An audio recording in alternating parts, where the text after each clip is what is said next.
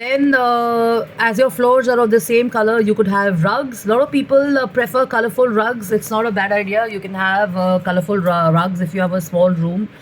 It's to each one his own, but I feel that if you're going to be in a small room, then probably the rug color can be the same tone as that of your floor. So let's say if you have a wooden panel, probably you can have a shader or tone as close to that. If you have a white floor, then probably you can have a creamish one.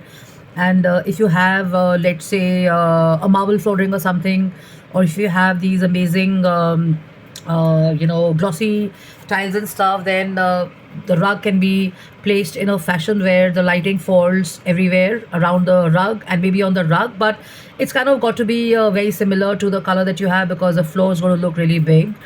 And this is something different which I find is pretty sophisticated and offbeat, which is coloring the entrance door or the doors of the same color. So if you were to go to Europe, if you were to go to other places, if you were in UK, if you were in let's say Canada, if you were in Australia, if you were in other international countries, and it's happening in India as well. I mean, we are nowhere lagging behind. So you have if you have a common entrance, and if you have let's say a small space, then what you could do is you can paint the door the same color.